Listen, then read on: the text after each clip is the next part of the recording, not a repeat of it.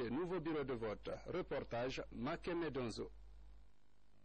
À Forêt-Caria, les partis politiques ont travaillé avec la mission de contrôle chargée d'améliorer la cartographie des bureaux de vote.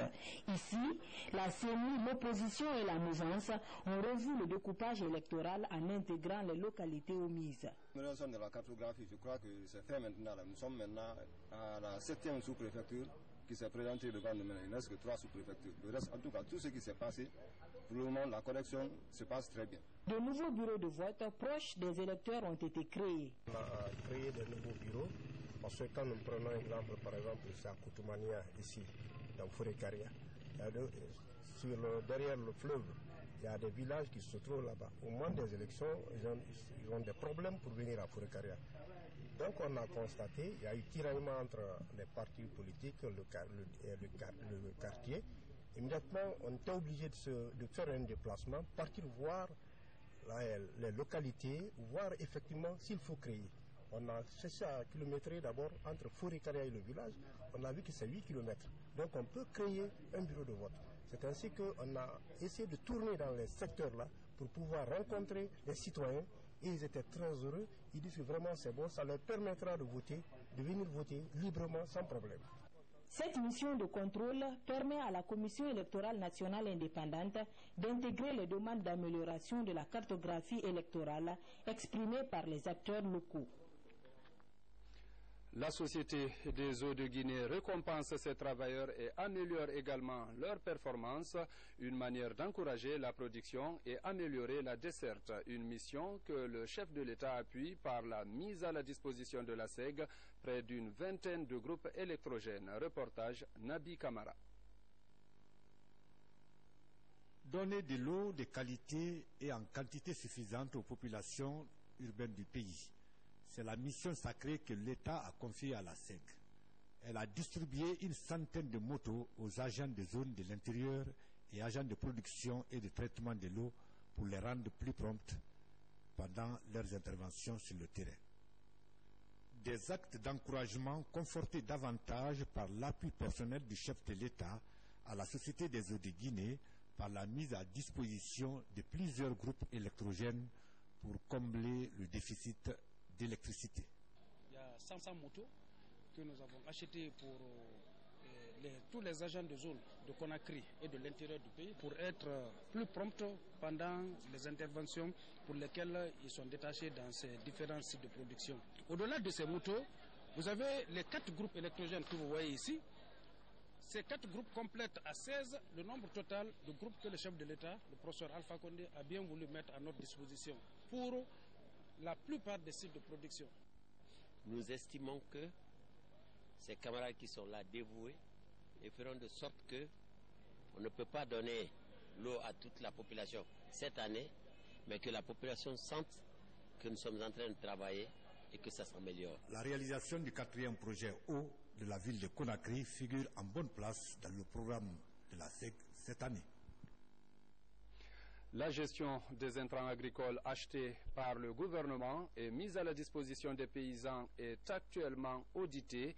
Une mission de la Chambre d'agriculture est à l'intérieur du pays pour passer au peigne fin cette gestion. Le constat avec Francis Collier. Au titre de la campagne agricole 2013-2014, la région de la Baie a géré plus de 1500 tonnes d'engrais avec environ 11 000 litres d'herbicides, ce qui explique la présence de la mission de la Chambre nationale d'agriculture dans la région. Aujourd'hui, nous constatons vraiment des difficultés au niveau des paysans, c'est-à-dire que les productions ne sont pas vendues compte tenu de la fermeture des frontières suite à l'épidémie de la maladie à virus Ebola qui sévit dans notre pays. Dans la région de Mamou, les réalités sont à peu près les mêmes. Suivant les préfectures, près de la moitié ou plus des quantités d'engrais et d'herbicides reçus ont été vendues à crédit. Face à cette réalité, la mission de la Chambre nationale d'agriculture a recommandé le recouvrement et le versement des montants dus à l'État au compte de la BCRG.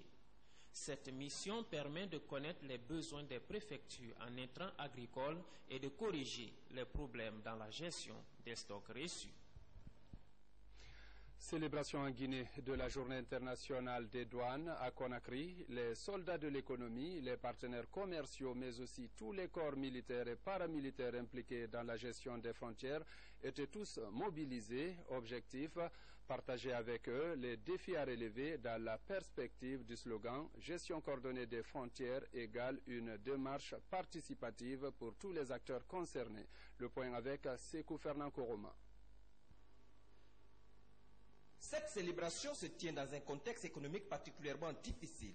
Le virus Ebola a éprouvé l'économie guinéenne et affecté la santé des populations. Malgré cela, la douane guinéenne déploie des efforts pour répondre aux attentes de l'État. En 2015, la douane doit mobiliser plus de 5 000 milliards de francs guinéens. Avec la nouvelle stratégie Ebola 0 en 60 jours, avec la conjugaison des efforts des uns et des autres, nous parviendrons rapidement à bouter pour Ebola en dehors de notre pays. L'objectif principal de la douane reste et demeure la mobilisation et la sécurisation des recettes douanières. Chaque année, vous n'êtes pas sans savoir que nous sommes un pays qui a beaucoup de besoins en termes d'infrastructures sociales et économiques. Et pour ce faire, et qu'au niveau international, il y a la récession économique, on a de moins en moins d'aide financière et internationale. Donc il faut au premier plan compter sur nos propres efforts. Depuis l'avènement de la Troisième République, la Guinée est à jour dans ses cotisations et participe activement aux activités de l'organisation. Mais les défis restent nombreux au plan national. Le premier défi auquel nous allons nous affronter, c'est naturellement le défi des recettes. Donc nous sommes engagés à mobiliser ce que l'Assemblée nous a demandé pour le Trésor public.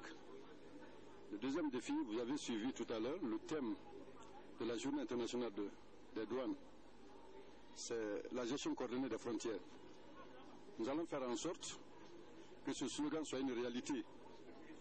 Nous allons nous battre pour que dans les frontières, que le contrôle soit coordonné pour faciliter le passage des personnes et des marchandises, pour éviter des coûts inutiles et pour éviter des retards dans le passage des marchandises et des personnes.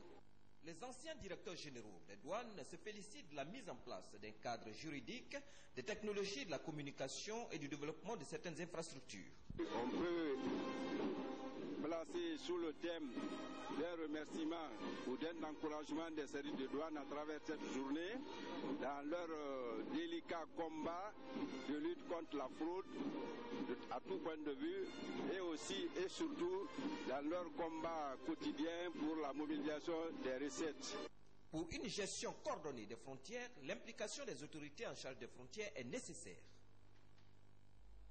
Et puis, cette autre information, le ministre délégué au budget porte à la connaissance de tous les usagers de véhicules à moteur, de cyclomoteurs et autres engins à moteur de la disponibilité des vignettes de la taxe unique sur les véhicules pour l'année 2015 à la Direction nationale des impôts, contrairement au retard enregistré au cours des années précédentes. À cet effet, il informe tous les usagers concernés que le lancement de la vente de ces vignettes débutera sur l'ensemble du territoire national à compter du lundi 26 janvier 2015 et se poursuivra jusqu'au lundi 27 avril 2015, délai réglementaire. Les points de vente à Conakry et à l'intérieur du pays restent accessibles à tout moment aux usagers. Passé ce délai, tout paiement de la vignette sera majoré d'une pénalité de 25% de sa valeur faciale. Le ministre délégué au budget sait compter sur le civisme de chacun et de tous. Signé Ansoumane Kondé. Tenez, une bonne nouvelle, les frères siamois seront bientôt évacués. Après la tenue du Conseil des médecins du CHU de Donka, la première dame de la République s'est engagée à apporter son soutien pour l'évacuation des siamois. Notre reporter Rose Pocho était encore sur le terrain pour s'enquérir des réalités de ces jumeaux. Suivez. C'est encore une question de jours. Les frères siamois doivent être évacués à l'étranger. La première dame et sa fondation s'engagent à prendre en charge l'évacuation et l'intervention des jumeaux. Au CHU Donka, la nouvelle réjouit les responsables de l'hôpital. Toutes les dispositions sont en cours sous la coordination de son Excellence Mme Kondé Guéné-Kaba, première dame de la République, présidente de la Fondation Prosmi, pour que ces enfants bénéficient dans les brefs délais d'une évacuation sanitaire dans un hôpital spécialisé qui a déjà été identifié par les spécialistes. Dr Daniel Agbo Panzo, chef de service chirurgie pédiatrie, est le médecin en charge des Siamois depuis le 15 janvier, date de leur transfert à la pédiatrie. Pour lui, pas question de paniquer. L'état des bébés est satisfaisant à ce jour, ceci grâce à la solidarité des cliniques privées et à l'assistance de la première dame. En Guinée, ce sont les premiers cas nés vivants. Et un peu d'être rarissime comme malformation, c'est une prise en charge chirurgicale qui est très très lourde, qui ne relève pas uniquement des chirurgiens, qui relève d'une équipe pluridisciplinaire. Réanimation, néonatologie, laboratoire, imagerie. Selon Dr Panzo, l'évacuation des Siamois nécessite une certaine prise de disposition de l'hôpital d'accueil. L'évacuation d'urgence ne s'effectue pas en quelques heures.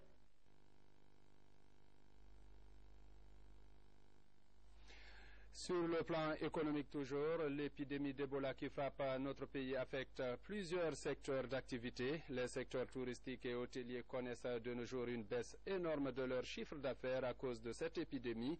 Actuellement, ils négocient avec l'administration fiscale pour un assouplissement des modes de paiement des taxes et autres redevances. Explication, Ansouman Toumani Kamara. Les secteurs du tourisme et de l'hôtellerie ont durement ressenti l'impact de l'épidémie d'Ebola.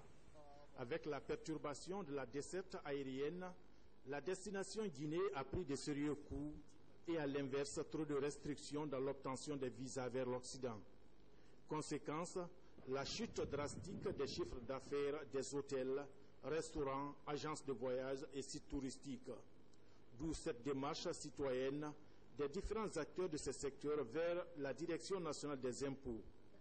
Les échanges ont porté sur les facilités à envisager dans le paiement des diverses taxes. Nous cherchons à demander à la Direction nationale des impôts, c'est vrai, on ne peut pas dire d'annuler, mais il faut essayer de recalculer ou de baisser les taux d'intérêt, les taux auxquels on calculait par exemple l'imposition, afin de soulager les opérateurs qui évoluent dans ce secteur, qui sont réellement touchés. Le restaurant Istanbul, dont les 70% des clients sont des expatriés, a vu son chiffre d'affaires chuter de 58%. Au même moment, Novotel, avec 217 chambres, peine à avoir 10 occupées. Des difficultés de fonctionnement qui ont retenu l'attention des responsables de la Direction nationale des impôts. Si on parle d'impôts, c'est des opérateurs économiques. Et si on n'encourage pas ces opérateurs économiques à survivre, à vivre et à survivre, il va de soi que l'impôt n'existe pas. C'est pourquoi nous sommes attachés fermement à ce qu'on puisse, dans la mesure du possible et dans le cadre de la loi et de la législation, les venir en aide pour les permettre de dépasser cette période difficile. Une deuxième rencontre est prévue cette semaine. Rencontre au cours de laquelle chaque structure du tourisme et de l'hôtellerie doit présenter son bilan financier de 2014. La Fédération patronale du tourisme et de l'hôtellerie fera, elle, une proposition de mesures de compensation et de modalités de paiement des taxes qui tiennent compte des difficultés de ce secteur économique. L'Organisation internationale pour les migrations réaffirme son soutien à la Guinée dans son combat contre la fièvre hémorragique à virus Ebola. L'annonce a été faite cette semaine par les directrices régionales de l'OIM pour l'Afrique de l'Ouest et du Centre, accompagnées du directeur des opérations et des situations d'urgence qui a mis à profit son séjour pour rassurer le gouvernement de sa disponibilité à accompagner la riposte engagée dans notre pays. Soride Kera. La solidarité internationale en faveur de la Guinée continue de se manifester dans la lutte contre la fièvre Ebola. L'OIM, l'Organisation internationale pour les migrations, fait partie des partenaires dont l'appui au pays est indéfectible depuis le début de l'épidémie. La mise en place et le suivi des coordinations préfectorales de lutte contre la maladie constitue l'une des actions remarquables de l'OIM.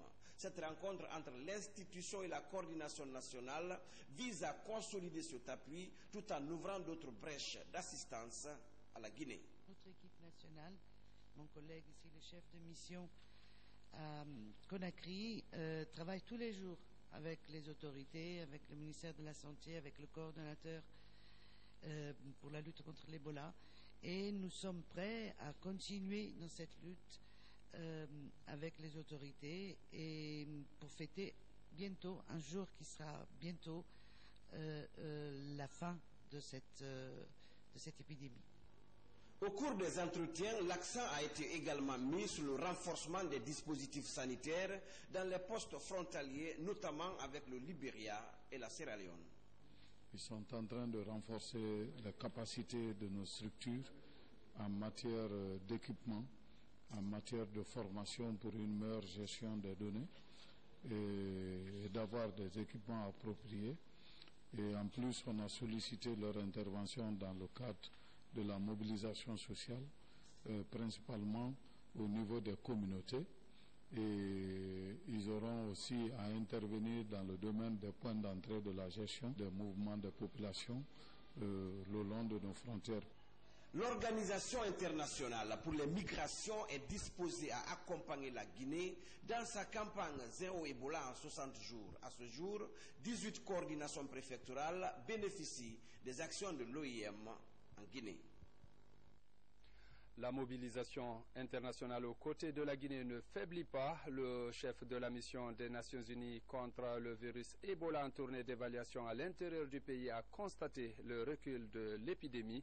Abdou Dieng s'est rendu à Boké et à Labé. Le compte-rendu de cette mission avec Mamadou Alpha Baldé. La mission des Nations Unies pour la lutte contre Ebola en Guinée est à Boké, dernière étape de sa tournée à l'intérieur du pays. Dans cette préfecture, aucun cas d'Ebola n'a encore été enregistré. Pour maintenir la vigilance, plus de 100 comités villageois de veille sont déployés à travers la région.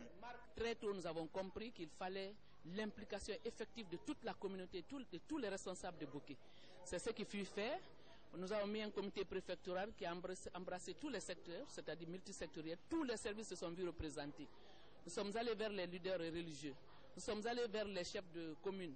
Nous avons mis les comités sous-préfectoraux de lutte contre Ebola. À l'occasion du lancement Zéro Ebola en 60 jours dans la région de Boké, la mission onusienne invite l'ensemble des acteurs impliqués dans la riposte contre le virus à maintenir le cap pour éviter tout nouveau cas dans la zone. Nous avons vu que partout, la maladie recule. Cependant, il y a toujours des poches de résistance. Il y a encore beaucoup de travail à faire. Mais il y a de l'espoir. Par exemple, ici à Boké, il n'y a quasiment pas eu de cas Ebola. Je leur dis félicitations, je leur dis il faut continuer le travail, non seulement à éradiquer Ebola, mais faire en sorte que Ebola ne se reproduise plus. Avant Boké, le chef de la mission des Nations Unies s'est rendu à Labé où Ebola a fait des victimes. Abdou Dieng s'est entretenu avec la notabilité et les responsables administratifs et sanitaires de l'Abbé. Dans la cité de Karamoko Alpha, la fin de l'épidémie a été déclarée il y a plus de 2 semaines. Dans la lutte pour l'éradication complète du virus Ebola en Guinée, la société Kwaya Guinée, en partenariat avec une société chinoise, offre 150 kits sanitaires à 9 mosquées et 3 écoles de Conakry et d'Ubreka pour un coût global de 108 950 000 francs guinéens. Nous y reviendrons dans nos prochaines éditions. La lutte contre Ebola, les anciens joueurs du AFIA 77 se mobilisent pour combattre les réticences et accélérer la fin de l'épidémie. L'annonce a été faite au siège de l'UNICEF. Compte rendu, Thierno Ousmane Diallo. Ils ont écrit les belles pages dans l'histoire du football guinéen. Ces anciens joueurs de l'équipe nationale et triple champion d'Afrique avec AFIA 77 veulent à présent marquer leur empreinte dans la riposte contre le virus Ebola. Connu du grand public, Papa Camara, l'ancien capitaine du Sili national et ses compagnons vont dans quelques jours sillonner les villes du pays pour véhiculer des messages de prévention contre Ebola et côtoyer des personnes guéries de la maladie, parfois victimes de stigmatisation. Quand on sait que ce fléau intéresse tout le peuple de Guinée, que l'association du AFIA 77 soit impliquée dans cette lutte, surtout dans cette action de l'UNICEF, ça ne peut que le réjouir. Comme on le dit, Stop Ebola avec AFIA 77. Dans cette aventure qui commence, les anciens footballeurs vont être accompagnés de la Miss Guinée 2015. La participation de Miss Guinée 2014 à cette campagne de sensibilisation est aussi annoncée. L'UNICEF appuie ce projet initié par le ministère de la Jeunesse. Nous y croyons parce que ces personnalités pourront porter le bon message au bon moment et au bon lieu pour que tout le monde puisse être dans la bataille contre Ebola, pour que l'on puisse préparer aussi les jeunes à l'esprit citoyen, à l'esprit d'engagement. Les récentes avancées enregistrées dans la lutte contre Ebola ne doivent pas entraîner une baisse dans le niveau d'engagement. C'est l'avis le plus partagé dans cette salle. La mise à contribution des célébrités dans la lutte contre la propagation du virus vient renforcer les chances d'atteindre l'objectif zéro Ebola en 60 jours. La Coupe d'Afrique des Nations offre l'opportunité de passer les messages et de s'assurer qu'ils ont été reçus par un grand nombre de la population. La CAN pour la Guinée, c'est gagner des matchs, mais surtout combattre le virus Ebola. Depuis Malabo, les joueurs du Sili national profitent de leur temps de récupération pour adresser aux supporters des messages de sensibilisation contre Ebola. C'est Camille Zayat qui prend la parole. Il est au micro de Selou Tata Diallo. Très chers supporters du Sili national de Guinée, Ebola est une réalité en Guinée. L'épidémie d'Ebola engrange beaucoup de peur et de stigmatisation. Nous, footballeurs du Sili national de Guinée, sommes à l'écoute de nos supporters et tous les Guinéens, afin de réduire cette peur, cette stigmatisation et éviter que l'épidémie d'Ebola se propage. Nous, footballeurs du Sili national, nous nous engageons à jouer contre Ebola jusqu'à la victoire finale. 11 messages du Sili est une initiative de l'UNICEF et du ministère de la Jeunesse. Parlons toujours de la CAN. Les Guinéens, plus que jamais mobilisés derrière leur 11 national. Dans les fans clubs, la détermination ne faiblit pas. Focus sur un groupe de supporters avec Mabinti Laïsouma. Bessia Port 1. Dans ce quartier peuplé de la banlieue de Conakry, à chaque coin de rue, des effigies de Camille Zayat. Depuis le début de la CAN, le capitaine du Sili national de Guinée n'a pas encore discuté de match en raison de blessures. Mais sa famille et son fan club le soutiennent. Vous faites un rétro sur le foot guinéen, vous verrez que c'est quelqu'un qui a mouillé le maillot pour la Guinée. Donc tout le peuple de Guinée doit se lever comme un seul homme pour prier pour ce jeune joueur Camille Zayat, qui veut encore mouiller le maillot pour le Sili national. On sait et on sent qu'il y a encore, il y a sa place encore au sein de l'équipe nationale. Bien que malade ces derniers temps, on a essayé de le soigner, de le traiter, et ici et en Europe. Mais jusqu'à présent, ces blessures persistent. Cependant, il est là et il entraîne les jeunes, il les motive. Il les motive et vraiment, je suis fier de lui. À l'image de Bessia Port 1, les supporters du Sili ont créé des fans clubs à l'honneur des joueurs partout dans la capitale. À Dixine Port 2, c'est du Bassouma Konkole porté au pinacle. Il est le meilleur marqueur guinéen pendant les qualificatifs. C'est ici qu'il a grandi, donc il était un idole pour nous. Donc nous avons mobilisé vraiment de créer un fans club pour lui parce que vraiment il est dans notre cœur. C'est pourquoi nous avons créé ce fans club. Nous sommes vraiment fiers de cela parce que non seulement il représente la Guinée, mais il fait aussi la fierté de Dixine. À quelques pas de là, la concession familiale de Abdoulaye Cissé et de François Kamano, les deux ont grandi là. La ferveur du soutien est vive depuis la première sortie du 11 national. Le fans club parce que Abdoulaye Cissé, nous avons vu, c'est un jeune talentueux. Depuis à l'enfance, il était engagé dans le foot. La détermination, la motivation, il était courageux parmi nous tous et voici aujourd'hui l'objectif est un peu atteint. Et ça me fait la fierté de notre famille pour voir que mon frère aussi joue au Sili national, ça me fait la fierté et la joie. Pratiquement, il y a une très grande joie qui s'installe, une très grande joie, mais bon, Hier, cela, on est un tout petit peu dessus de ce que de la manière vraiment dont le coach essaie de l'utiliser. Nous, on voudrait vraiment qu'on lui donne, même si c'est un quart vraiment du temps total vraiment qu'il jouera, pour qu'il puisse vraiment vendre aussi son talent aux autres nations, surtout de la sous-région. Les fan clubs du Sili national de Guinée supportent chacun à sa manière un joueur favori. Tous ont aujourd'hui un rêve commun, celui de voir l'équipe nationale triompher du Mali et aller plus loin encore pour remporter la première CAN de la Guinée. Info toujours avec cet autre sujet portant sur la médecine traditionnelle. Le traitement des fractures et autres entorses connaît des avancées à Kankan. Une famille fait actuellement des performances dans le traitement des cas de traumatisme. Cette famille, c'est la famille Bérété, très connue dans la localité. Abdul Karim Kamara, Mohamed Lamine Kaba. Ces hommes sont victimes de cassures ou de fractures. Dans leur traitement, ils ont obtenu gain de cause à la médecine traditionnelle. Un traitement assuré par la famille Bérété dans la sous-préfecture de Baténa-Fadi, préfecture de Kankan. Depuis plusieurs générations, la réparation avec succès des os fracturés ou de pieds cassés est la marque de fabrique de cette famille. Pour Sékou Bérété et ses frères, ce savoir-faire est un don pour leur arrière-grand-père qu'ils ont reçu comme héritage.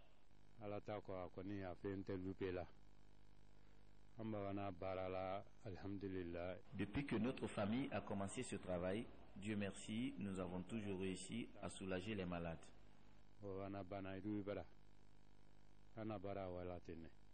Nombreux sont ces malades qui quittent les 4 coins de la Guinée pour se faire soigner ici à Baténa-Fadi. Et cette réputation dépasse aujourd'hui les frontières guinéennes. J'ai fait dans le Nigeria. J'ai fait un mois, quelques jours. Bon, je n'ai pas pu guérir. C'est mon pied qui est cassé. J'ai été évacué à l'hôpital. Bon, ils ont demandé l'opération. J'ai dit non. J'ai dit que je vais suivre directement médecine traditionnelle. Si je suis venu ici, ils vont m'aider à me traiter. Pour des cassures accompagnées de plaies, la victime passe d'abord par le centre de santé de la localité. D'ailleurs, aucun déficit de confiance entre nos guérisseurs traditionnels et ces agents sanitaires. Vraiment, leur travail, ça me convient. Franchement dit. Parce qu'il y a beaucoup de cas qui viennent. Moi-même, je travaille avec eux. J'ai trop confiance à eux par rapport à leurs compétences.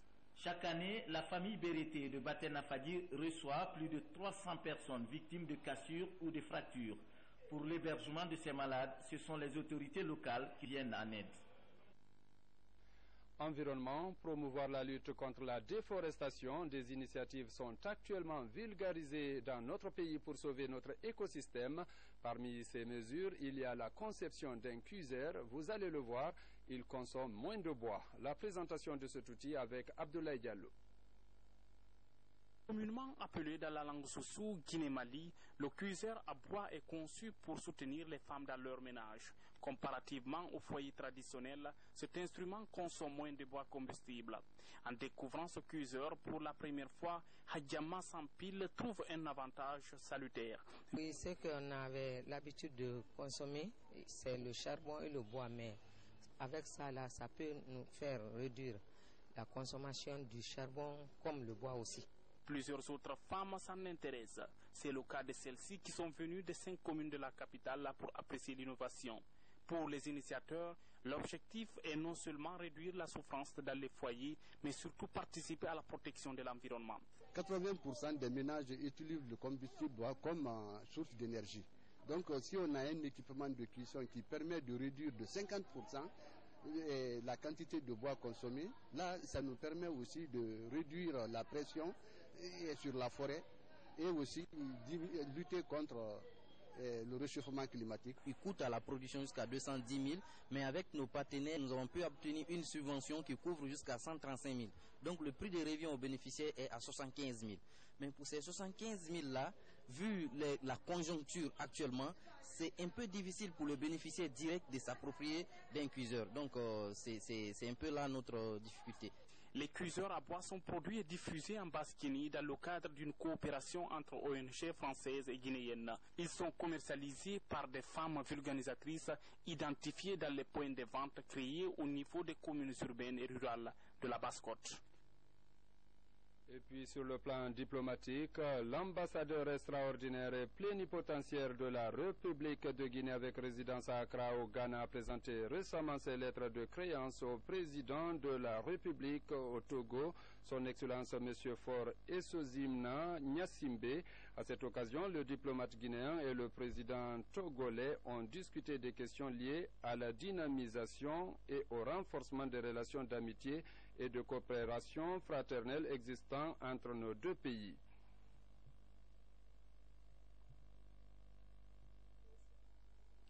Mesdames et messieurs, c'est l'essentiel de l'actualité. Merci de l'avoir suivi. Au revoir.